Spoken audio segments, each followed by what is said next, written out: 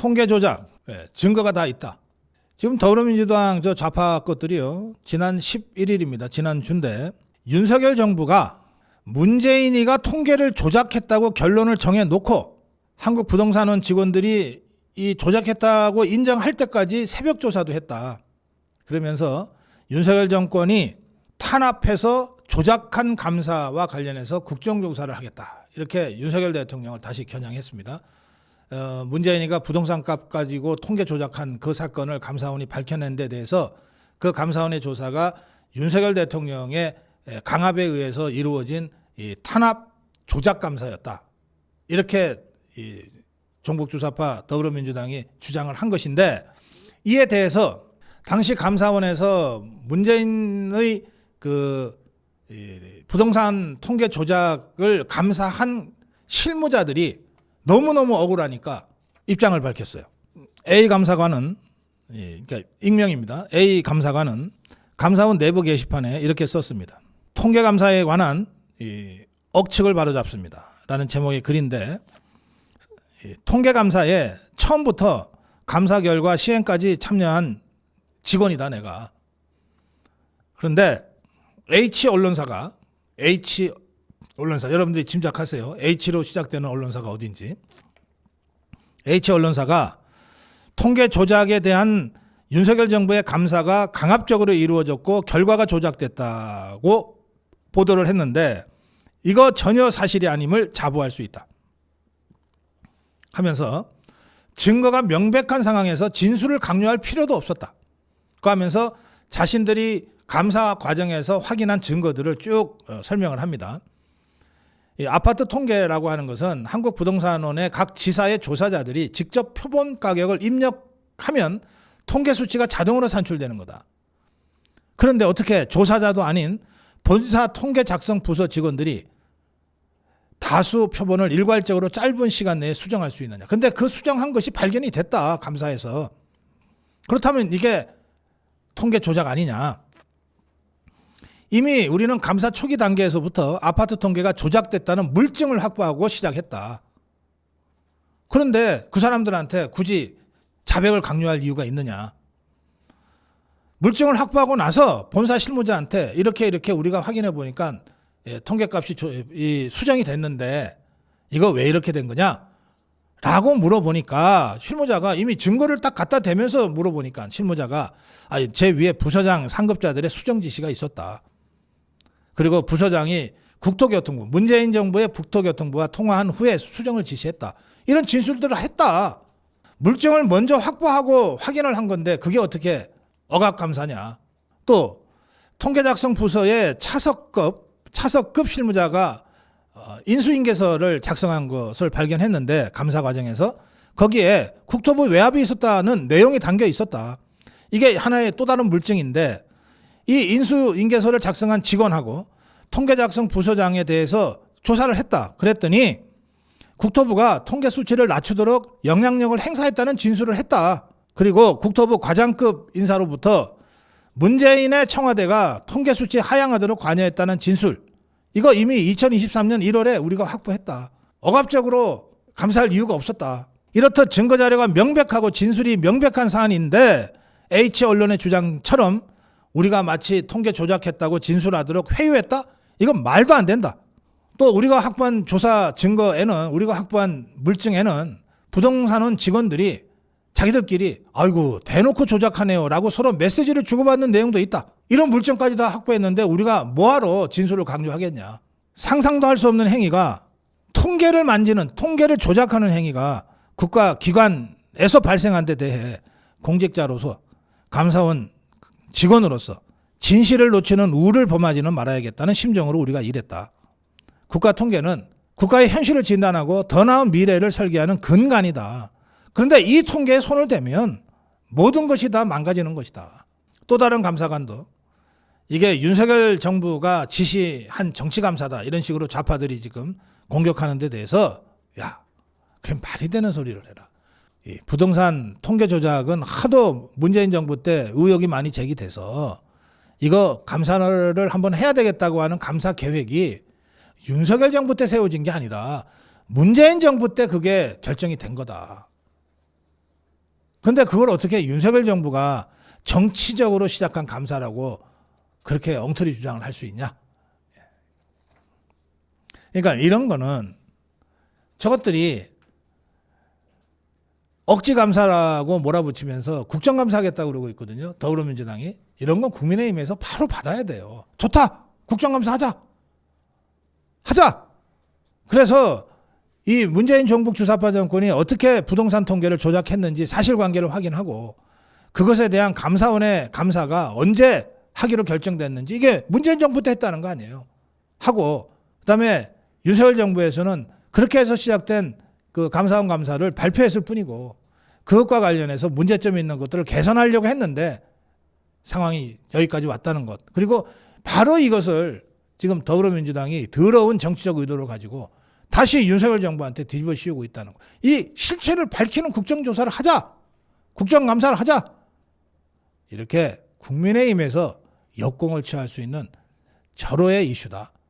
그 점을 지금이라도 국민의힘이 좀 제대로 인식했으면 좋겠습니다.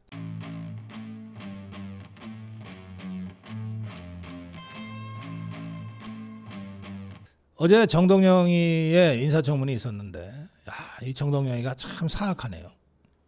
정동영이가 북한은 주적이라는 의견에 동의하지 않는다. 그럼 주적이 아니면 뭐냐 그랬더니 위협이다 이랬어요. 위협이다. 주적이라는 개념은 1995년 김영삼 정부 때 국방백서에 처음으로 사용됐어요. 그러다가 노무현 때 들어와서 주적이라는 단어를 빼고 직접적 군사 위협으로 표현이 바뀌었어요. 그 문재인 정부 때 통일부 장관을 했던 것이 이 정동영입니다. 그러니까 정동영한테는 위협이라는 단어가 주적보다는 훨씬 더 친근하겠죠. 그래서 주적이 아니고 위협이다. 어제 청문회에서 그렇게 떠들어댔습니다. 그런데 윤석열 정부 들어와서 다시 북한 정권과 북한군은 우리의 적이라고 하는 표현이 다시 살아났습니다. 또 김정은이는 작년 2월에 한국 괴뢰 족속들을 우리의 전정에 가장 위해로운 제1의 적대국가 불변의 주적이라고 표현한 바가 있습니다. 김정은이는 대한민국을 주적, 제1의 적대국가 불변의 주적이라고 하고 있는데 우리는 김정은이를 주적이라고도 말을 못하는 이런 상황이 돼버린 겁니다. 그런데 거기에 이어서 9.19 군사합의 얘기를 정동영이가 합니다. 뭐라고 했냐? 김대중 정부, 노무현 정부 10년간의 남북 화해 정책. 이때 이제 지가 통일부 장관을 했으니까 남북 화해 정책을 이끌었다는 생각을 지는 정동영이는 할 거고 그때 개성공단도 이제 시작됐다. 그걸 최대의 치적이라고 정동영이는 내세우고 있거든요.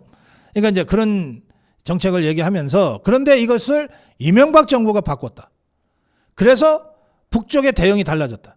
이명박 정부가 김대중 노무현의 남북 화해 정책을 폐기하고 강하게 나가는 바람에 천안함 폭침 사건, 연평도 포격 사건이 터졌다. 이런 식으로 얘기를 해요. 그러면 천안함 폭침 사건, 연평도 포격 사건이 북한의 책임이 아니고 이명박 정부가 대북 정책을 강하게 나가는 바람에 저쪽에서 천안함도 폭침하고 연평도도 포격했다. 이렇게 주장한 겁니다. 그리고 나서 이제 9.19 군사합의가 나왔는데 이재명 종북주사파 개딸 권력에서는 9.19 군사합의 복원을 검토해야 된다. 이게 이제 정동영의 주장입니다. 개인의 입장이고 아이디어 차원이라고 하지만 그렇게 주장을 하면서 정말로 사악한 이제 얘기를 합니다. 뭐라 그랬냐? 전임 정부, 그러니까 윤석열 정부가 군사 합의 효력 정지를 선언했을 때의 전후 상황을 보면 결국 비상계엄을 한창 준비하던 때였다. 따라서 국내 정치에 이용한 것으로 이것을 되돌릴 필요가 있다. 이렇게 주장했어요. 얘기는 뭐냐? 지금 저 조은석 특검조차도 북한으로 하여금 공격하게 만들었다. 이걸 이제 윤석열 대통령한테 뒤집어 씌우려고 하고 있잖아요. 그 주장을 한 겁니다. 비상계엄이라고 하는 것이 9.19 군사합의 효력정지와 어떤 형태로든 연관되어서 비상계엄을 한창 준비하고 있던 때에 9.19 군사합의 효력정지가 있어서 남북 긴장을 더 고조시켰다. 더 고조시켜서 북한으로 하여금 여러 가지 도발을 하게 유도하지 않았냐라고 하는 식의 주장을 한 겁니다. 그리고 그걸 가지고 비상계엄의 명분으로 삼으려고 하지 않았냐, 이런 식의 음모론을 제기한 겁니다. 자, 그런데 정동영이가 얘기한 9.19 군사합의의 효력정지는 언제 있었냐? 일부 효력정지가 먼저 나왔어요. 9.19 군사합의의 일부 효력정지, 이거는 2023년 11월에 있었던 일입니다. 2023년 11월. 비상계엄은 2024년 12월에 있었어요. 그러니까 비상계엄 1년 전에 군사합의 일부 효력정지가 있었어요. 근데 이게 비상계엄과 연관이 있어요? 지금 정동영이는 그렇게 주장한 겁니다. 그 다음에 전부 효력정지는 언제 있었냐? 9.19 군사합의 완전 정지는 2024년 6월에 있었어요. 그거는 비상계엄 12월에 있었던 비상계엄보다 6개월 전이에요. 그러니까 계속되는 북한의 군사도발과 사실상 9.19 군사합의의 효력정지를 김정은이가 먼저 선언했잖아요. 그 이후에 그 대응 차원에서 우리가 1년 전에, 비상계엄보다 1년 전에 일부 효력정지를 했고 비상계엄보다 6개월 전에 전부 효력정지를 했어요. 그런데 정동영이는 구체적인 시점도 얘기하지 않으면서 이런 9.19 군사합의 효력정지가 비상계엄을 한창 준비하던 때였다라고 주장한 거예요.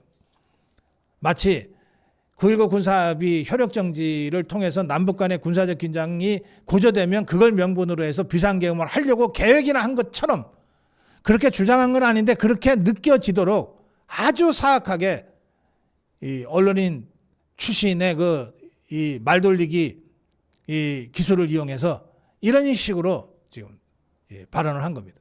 그래서 제가 이거 사악하다고 얘기한 겁니다. 네. 뭐 태양광 얘기는 뭐 그냥 뭐 하도 웃기지도 않는 얘기니까 뭐 그게 뭐 생계형이었대. 예?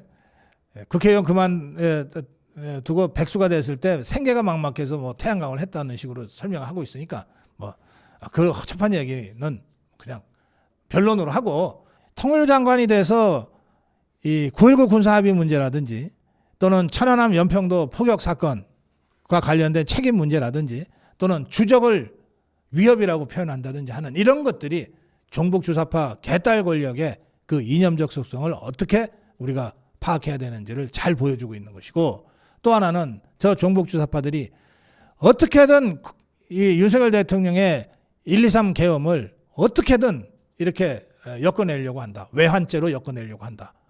라고 하는 점들을 다시 한번 확인할 수 있는 청문이었다. 그렇게 여러분들이 이해하시면 될 것 같습니다.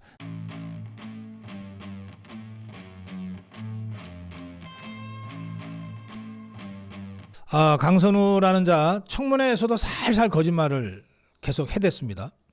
근데 이게 1차 이 강선우가 뭐 언론 검증 때 언론을 통해서 해명한 것도 청문회에서 말이 바뀌었어요.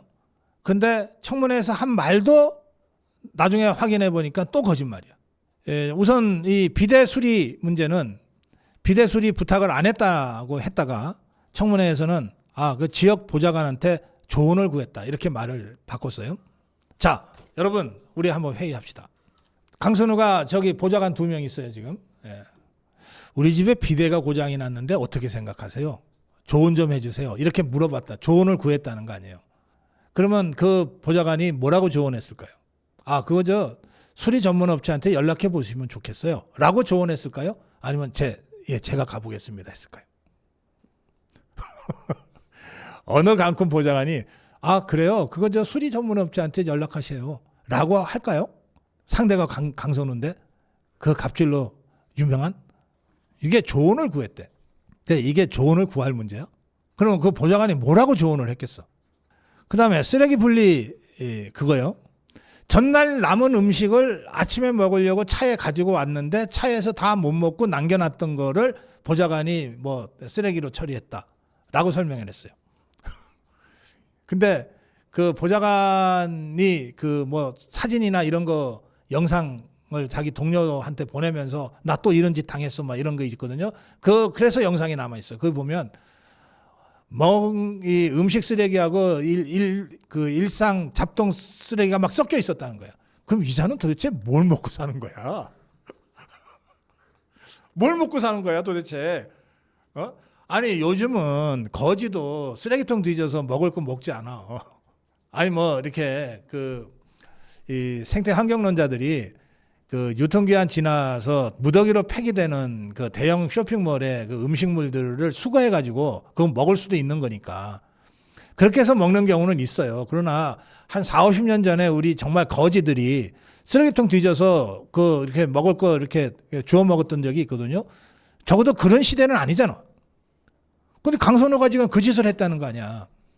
보좌관의 사진에 따르면 음식물 쓰레기하고 막 생활 쓰레기가 섞여 있었다는데 그 중에서 전날 먹은 음식을 아침에 먹으려고 차로 갖고 왔다는 거 아니야. 어쨌든 말이 바뀌었어요. 또 말이 바뀐 게 뭐냐. 보좌진 법적 조치를 예고한 적이 없다. 했는데 문건이 있어요. 문건이.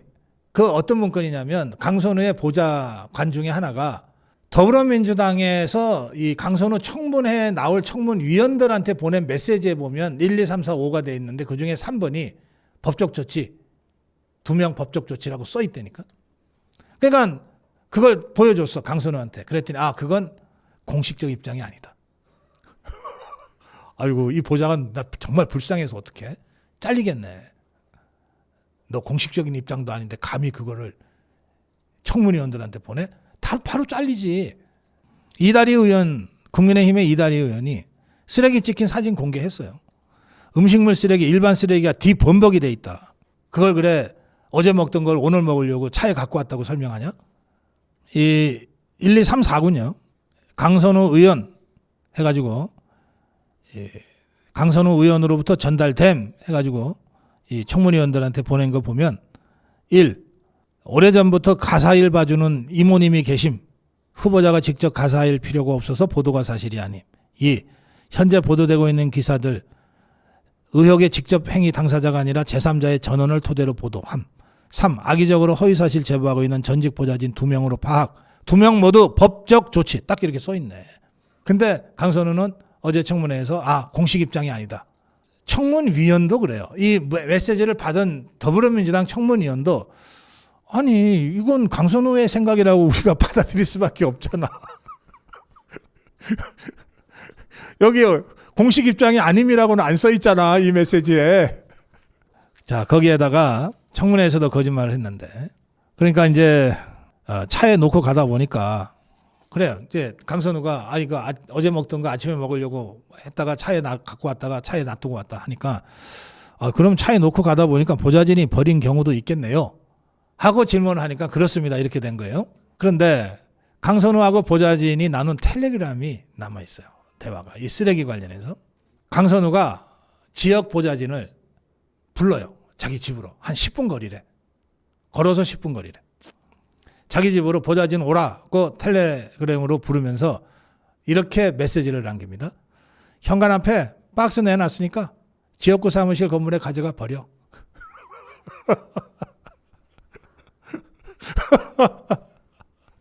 또 강선우의 보좌진이 다른 의회실 보좌진하고 주고받은 SNS 대화가 있어요. 이 보좌진이 강선우가 치우라고 지시한 쓰레기 더미 사진을 다른 의회실 보좌관한테 보낸 거예요. 보좌진들끼리는 서로 친하니까 야 나 지금 이런 꼴 당하고 있어 뭐 이렇게 보내는 거예요. 쓰레기 더미 사진을 보내면서 퇴사하고 싶다. 그러자 그 메시지를 받은 보좌진이 야 설마 또 강이냐? 여기서 강은 강선우입니다. 설마 또 강이냐? 그러자 사진 보낸 보좌진이 당연히 강이죠. 당연히 강이죠. 예전에 이정희의 정의당은 또 심상정이가 하던 정의당은 같은 좌파면서 문재인 때 이 사람은 좀 심해. 그러면은 데스노트처럼 잘리곤 했어요. 지금의 민노당도 그런 정도 힘이 있는지는 잘 모르겠는데 어쨌든 민노당의 권영국이 지난번 대선에 나왔던 권영국이가 강선우한테 도대체 뭘 하고 싶어서 장관하려고 그러냐? 빨리 그만둬 라고 SNS에 글을 올렸어요. 빨리 그만둬. 데스노트가 될지 어떨지 한번 보겠습니다.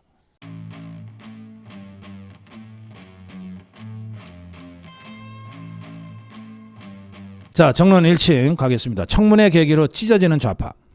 자경비달 후보자가 속출해도 전원 임명을 진짜 강행할 거냐. 이건 뭐 더불어민주당이 아닙니다. 이건 이재명 몫입니다. 이렇게 자격 미달자가 속출했는데도 전원 장관으로 임명할 거냐. 이재명이한테 이런 압박이 들어가고 있습니다. 그런데 이재명이 하고 더불어민주당 지도부는 낙마할 정도는 아니지 않냐. 낙마할 정도는 아니지 않냐. 이게 이자들의 공식 입장이에요. 대외적인 입장입니다. 그런데 안을 들여다보니까 이것들도 좀 매우 당황하고 곤혹스러워하는 것 같아요. 강선우 낙마가 사실은 불가피한 상황이거든요. 이게 윤석열 정부 때였으면 벌써 그만뒀어요. 그런데 이것들이 걱정하는 거는 강선우가 너무 일찍 낙마하면 그 다음 초점이 누군가 다른 사람한테 옮겨질 것이다. 그러니까 어차피 낙마할 거 네가 좀 오랫동안 버티다가 나가라. 뭐 이런 계산법인 것 같습니다. 또 하나는 이 국회의원 배지들 입장에서도 하여튼 국회의원 하면서 장관 지명되면 지금껏 뭐 아무리 문제가 많아도 김민석이처럼 아무리 문제가 많아도 다 임명이 됐는데 강선우가 낙마하면은 현역 국회의원인데 낙마하는 첫 번째 사례가 되고 그것은 국회의원 불패 신화가 깨지는 것이기 때문에 지긋들 입장에서도 뜨아한 거겠죠. 뭐 이런저런 아주 꼼수들이 난무하고 있는 청문회 전국입니다. 그런 상황에서 정교조 또 민노당 이런 데서는 강선우하고 이진숙이는 안 되지 않냐라는 얘기가 지그들끼리 자기네 좌파 진영에서도 나오고 있습니다. 민노당에서는 강선우는 안 되지 않냐는 얘기가 이미 나왔고 그리고 이번에는 정교조에서 아니 이진숙이 이거 표절은 좀 심하잖아. 더구나 뭐 불법적으로 애들 조기 유학도 시켰잖아. 어떻게 이런 사람을 교육부 장관으로 하는 거야. 자격 미달 아니냐. 지명 즉각 철회해라. 이런 얘기들이 나오고 있습니다. 자, 한편으로는 민노총 같은 데서 청구서 내밀고 있죠. 한편으로는 야 이건 아니잖아. 그리고 반대 의견이 나오고 있죠.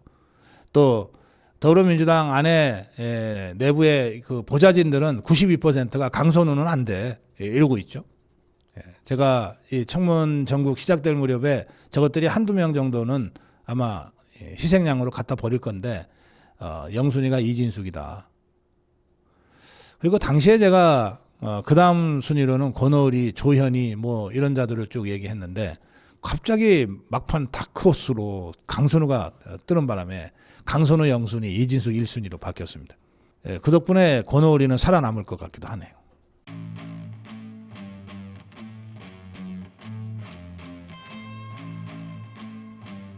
네, 모스탄의 메시지가 아주 뜨겁습니다. 모스탄은 공항에서 이런 메시지를 냈어요. 대한민국은 위기 속에 처해 있다. 이 위기의 모든 주 원인이 중국 공산당에 있다. 제가 미국에서 대사로 일할 당시에 반인류적 집단학살, 전쟁 범죄에 대해서 다룬 경험이 있다. 공산당은 모든 지역에서 모든 사람들을 탄압했다. 중국 공산당 신장 지역뿐만 아니라 다른 모든 지역에서도 사람들을 탄압했다. 또 중국 공산당은 대한민국 선거를 방해하고 공작질을 하고 있다. 대한민국 조직 내에 중국 공산당이 끊임없이 침투해 오고 있다. 대한민국 국가체제가 전복될 위기에 처해 있다. 북한도 많은 간첩들을 한국에 내려보냈다. 북한은 대한민국 시스템을 몇 번이나 해킹했다. 그래서 우리는 중공, 북한 모두가 선거에 조직적으로 개입하고 부정선거를 저질렀다고 생각한다. 최근 윤석열 대통령이 다시 감금됐다. 이것은 윤석열 대통령에 대한 인권 침해고 반인륜적이고 아주 악랄한 행위다. 현재 윤석열 대통령은 질병과 더위 속에서 매우 고통스럽게 지내고 있다. 대한민국은 미국의 두 번째 강력한 동맹 국가다. 대한민국의 85% 국민이 미국을 지지하고 대한민국 국민의 80%가 중국 공산당을 반대한다. 이 민주주의 대한민국에서 목소리가 반드시 나와야 한다. 일어서야 한다. 이런 취지의 공항 메시지에 이어서 모스탄 대사는 어제 서울대 정문광장에서 이렇게 연설했습니다. 대한민국 부정선거와 관련된 보고서를 미 국무부 국가정보국에 제출했다. 브라질에서 벌어진 부정선거 사건처럼 대한민국 부정선거 상황 또한 트럼프 대통령에게 직접 보고됐다. USAID, AID 자금이요. 미국이 지원하는 개발 자금입니다.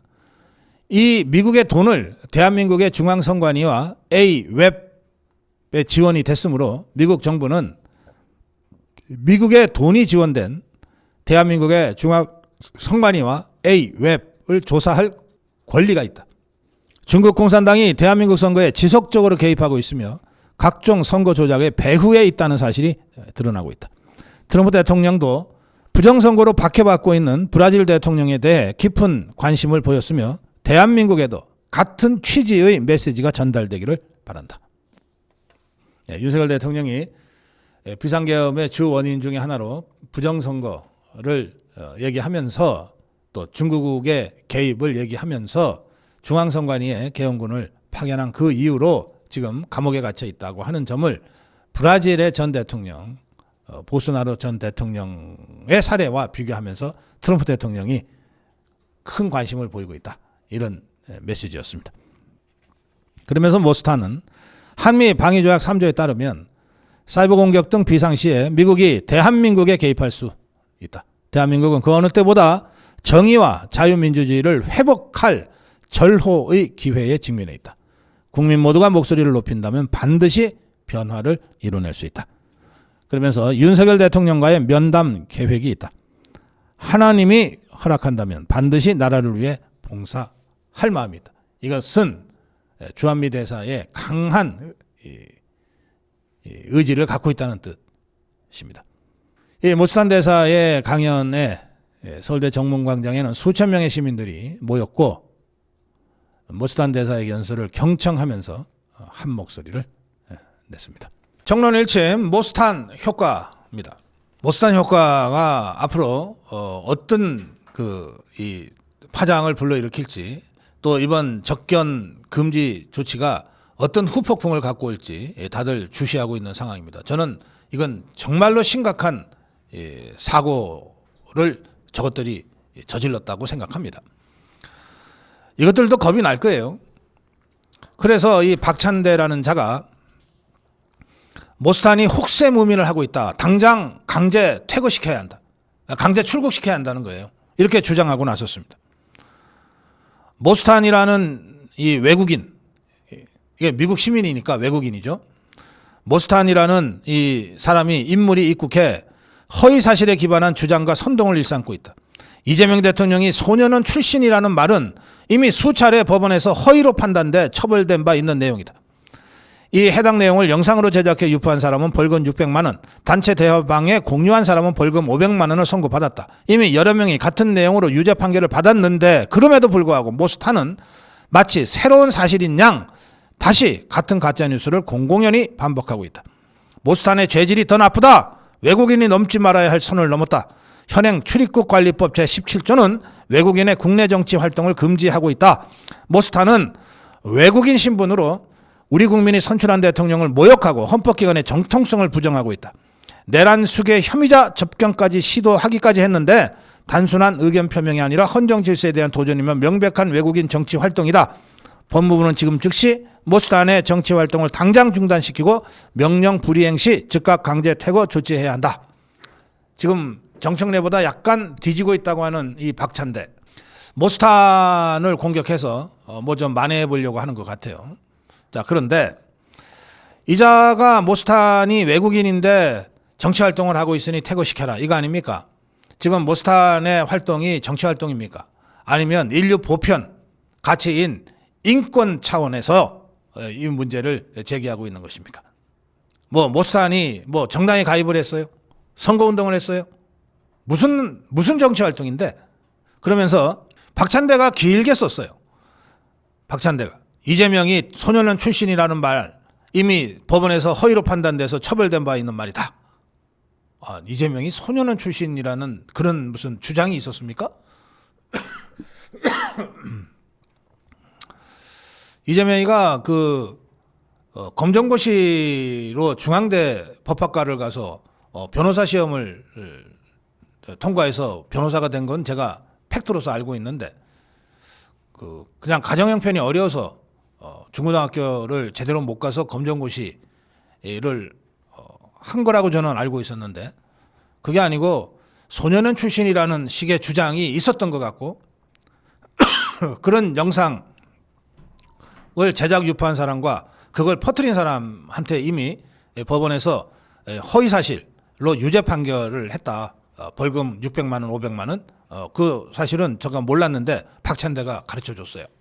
그런데 우리 자유대한호국단의 오상종 단장이 이 모스탄의 이 주장, 이 소년원 관련 주장을 또 청소년 시절에 강력범죄에 연루됐다고 모스탄이 이재명과 관련해서 발언한 부분을 허위사실 적시 명예훼손 혐의로 이 모스탄 교수를 경찰에 고발을 했어요. 자유대한호국단의 오상종 단장이. 그래서 경찰이 수사에 착수했다고 밝혔습니다. 자, 이렇게 되면 모스탄이 주장한 이재명이가 청소년 시절에 강력범죄에 연루됐었다라고 하는 이 모스탄의 주장이 진짜 허위사실인지 아니면 사실인지를 밝혀야 되는 상황이에요. 법원 경찰이 열심히 수사해서 이게 모스탄의 발언이 진짜 허위사실인지 아니면 사실인지 이거를 이제 수사를 해야 될 상황입니다. 그거 이재명이한테 물어봐야 되겠네. 이게 뭐 아마도 한 50년도 더 예전에 있었던 일일 테니까 뭐 기록이 남아있으면 기록을 확인하면 되지만 기록을 확인해도 본인한테 물어봐야 될 거 아니에요. 수사를 제대로 해야 되겠네.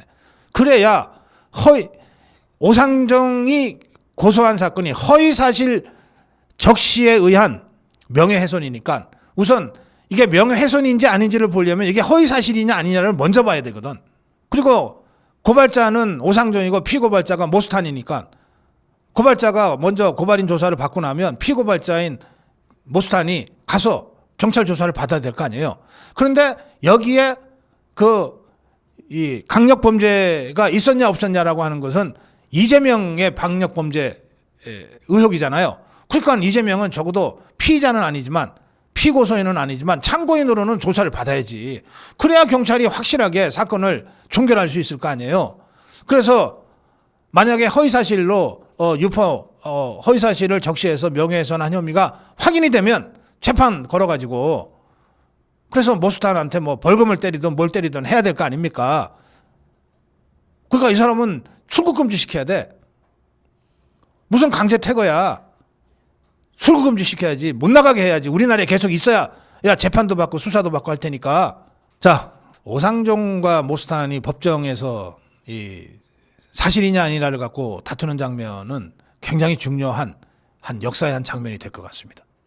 지금 레인보우님이 모스탄 대사를 정체불명이라고 정말 어이도 없고 기도 안 차네 하셨는데 사실 모스탄 효과라고 부릴 정도로 지금 모스탄 전 대사의 한국에서의 행보가 뭐 굉장한 파장을 낳고 있습니다. 여기에 불에 기름 붓듯이 접견금지까지 조은석 특검이 덜렁 하는 바람에 정말 사태가 아주 심각한 국제 문제가 돼버렸어요. 인류 모두의 보편 가치인 인권 탄압의 문제까지로 이것이 지금 확산되고 있는 상황입니다. 그래서 도대체 모스탄이 누구야? 모스탄이 누구야? 저것들은 지금 뭐 이 정체불명의 누구 뭐 외국인 뭐 미국 시민이라고 얘기를 하는데 진짜 모스탄이 어떤 사람이냐에 대해서 SNS에서 돌아다니는 그 모스탄이 누구인가라고 하는 글을 제가 쭉 봤는데 상당히 그 팩트에 근거해서 설명이 잘 돼 있어서 제가 모스탄이 누구인지를 여러분께 지금 설명드리겠습니다. 한국 이름은 단현명입니다. 단씨예요. 단현명. 한국에 단씨가 있습니다. 예전에 민노총 초대위원장을 했던 사람이 단병호라는 건설노동자 출신이에요. 그러니까 단씨가 있어요. 이 모스탄도 이 단씨입니다. 단씨의 이름은 현명. 단현명입니다. 74년 5월 14일 생이고 홍제동에서 태어났어요. 서대문구 홍제동. 그리고 5살 때 가족과 함께 미국으로 이민 갔습니다. 이 모스탄의 아버지는 단민호 씨입니다. 42년생. 그러니까 모스탄은 한국인입니다. 한국에서 태어난 한국인이고 5살 때 아버지와 가족과 함께 미국으로 이민 가서 미국 시민이 된 사람입니다.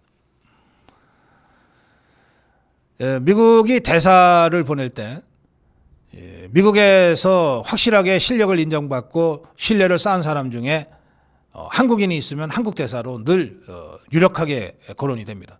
그런 사람들 중에 일본인이 있으면 일본 대사로 유력하게 거론이 되죠.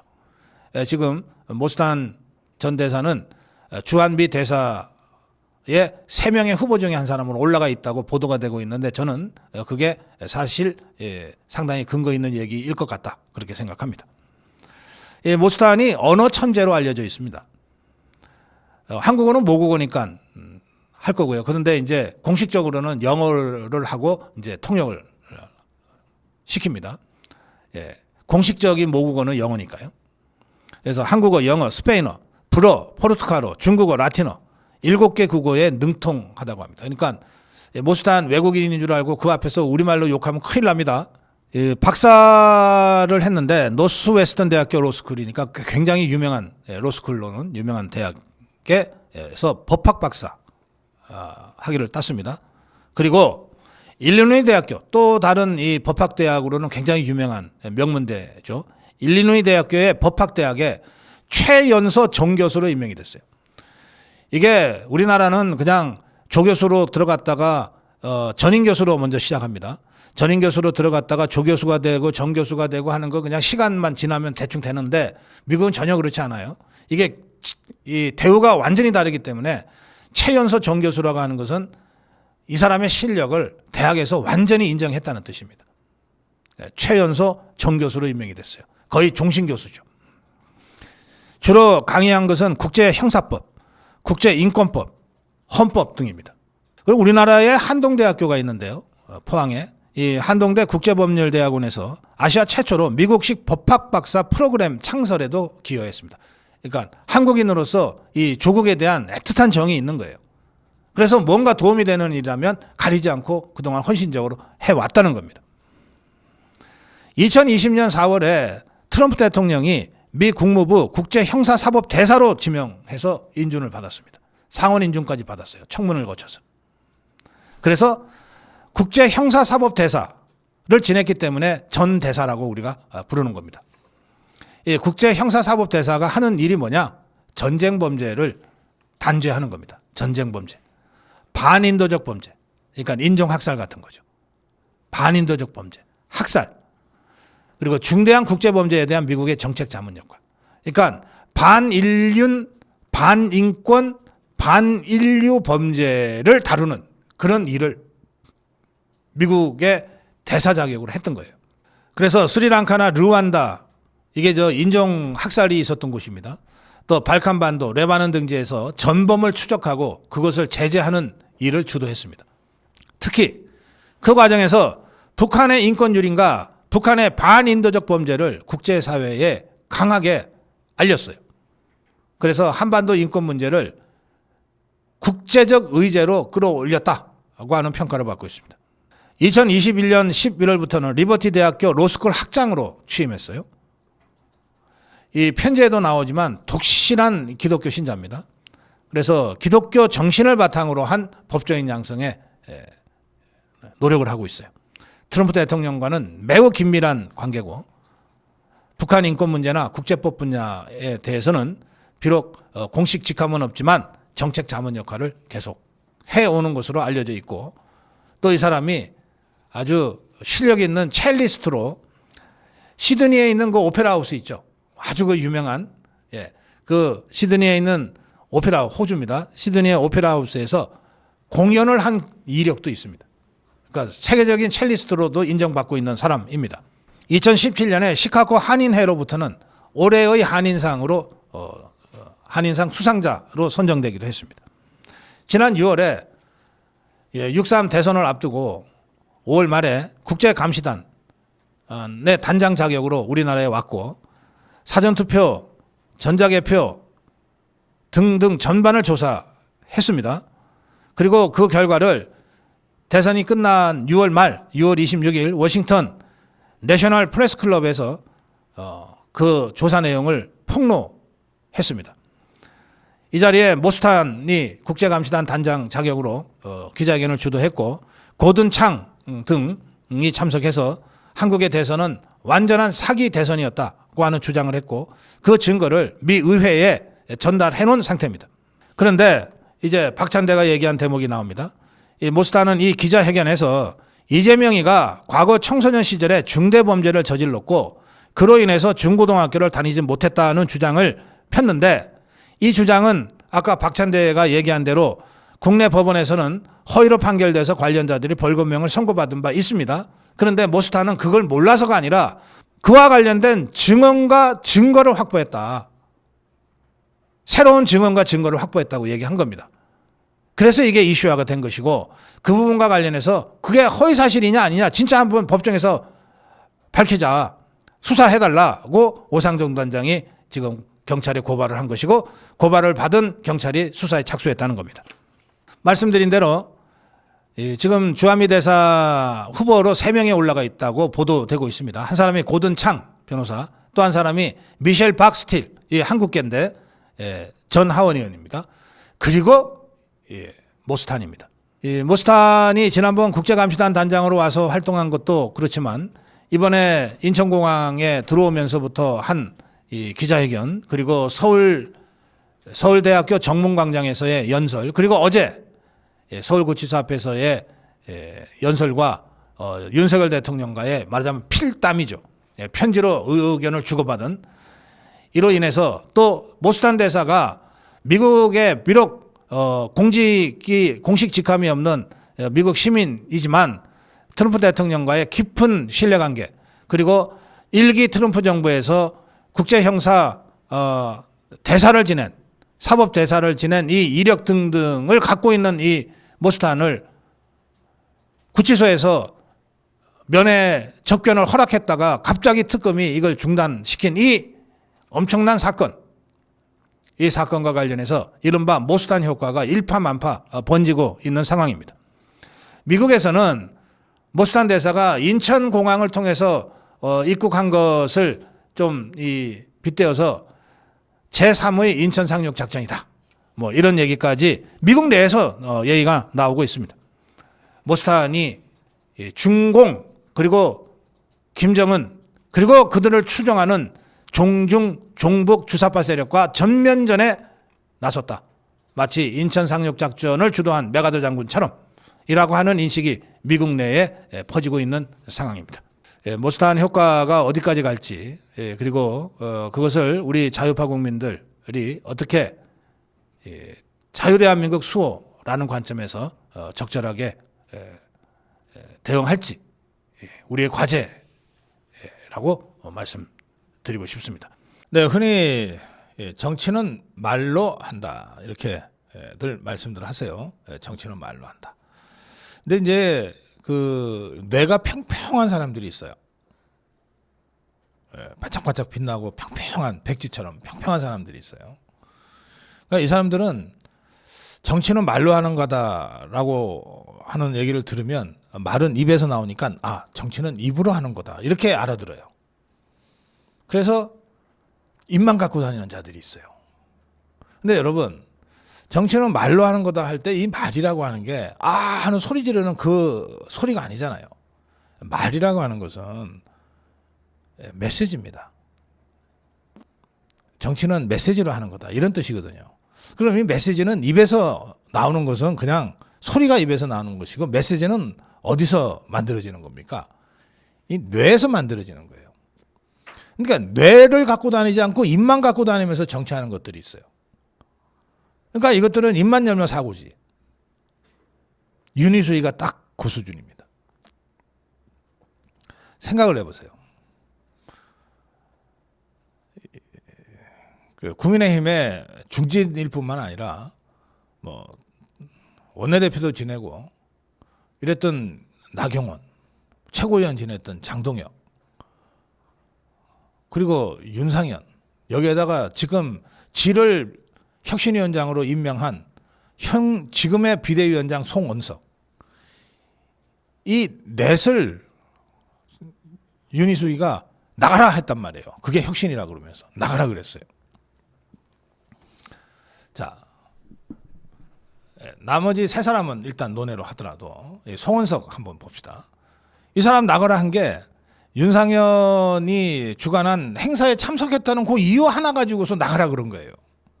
근데 그 행사는 족보 언론들이 아주 악의적으로 왜곡한 윤 어게인 행사가 아니고 보수 재건 리셋 코리아 행사예요. 거기에 소속 당 의원, 그것도 송원석이가 3선인데 윤상현은 5선이잖아요. 또 지금 당장 압수수색을 받아서 정치 탄압을 받고 있잖아요. 당 소속 의원 5선 의원이고 저 이재명 종북주사파 개딸 권력으로부터 집중적으로 탄압받고 있는 당 중진 의원이 국회에서 행사를 하는데 지가 해외 출장 중인 거가 아니면 어떻게 거기를 안 나갑니까? 그래 나간 거야.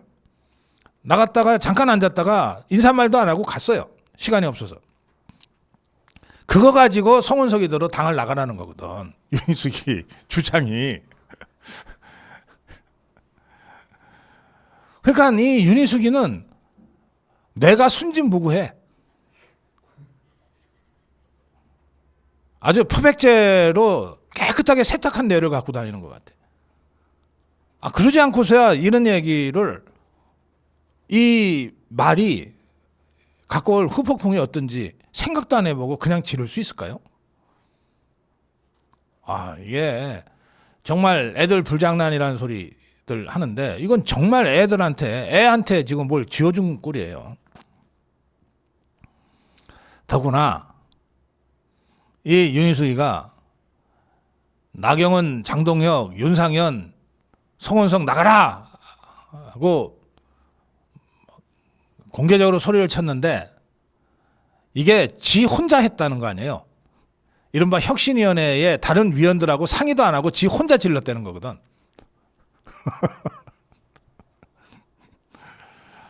그래가지고 어제 비공개 비대위가 회의가 있었어요. 그러니까 비대위원회가 보통은 앞에 공개를 하다가 이제 비공개로 가는데 아예 처음부터 비공개를 했나 봐요. 그러니까 비대위원들이 작심하고 윤희숙이를 부른 거죠. 윤희숙이를 박살내려고 부른 거지. 그러니까 이제 박살이 났어요. 그게 뭐 누구라도 상황이 그렇잖아요. 박살이 나고 나왔어. 나와가지고 기자들이 물어봤을 거 아니에요. 윤희숙이한테 달려들어갖고서 비대위 회의에서 무슨 일이 있었습니까? 그러니까 윤희숙이가 뭐라고 그랬냐면 다구리 당했습니다. 언론이 보도하길래 내가 가만히 있어봐. 이게 무슨 소리지? 내가 알 것 같은 말이긴 한데 이게 도대체 갑자기 이게 윤희숙이 입에서 나왔다는 게 이게 무슨 말이지? 한참 기억을 더듬고 보니까 제가 고등학교 때 좀 뒷골목 다니면서 놀 때 제가 몇 번 썼던 그 말이더라고. 그러니까 윤희숙이 이거는 그냥 중고등학교 양아치 수준의 이 머리와 중고등학교 양아치 수준의 이 어법을 갖고 있는 자예요. 그러니까 이자한테 지금 당의 혁신이라고 하는 것을 맡겨놓은 겁니다. 언론들도 굉장히 당황한 것 같아요. 이게 윤희숙이 입에서 다구리가 나왔는데 이 단어가 뭐지? 이거 어떻게 설명해야 되지? 그래서 언론들이 친절하게 얘기했어요. 이게 집단으로 맞는 집단으로 왕따당하는 그런 뜻의 속어다 이렇게 친절하게 해설까지 했어요.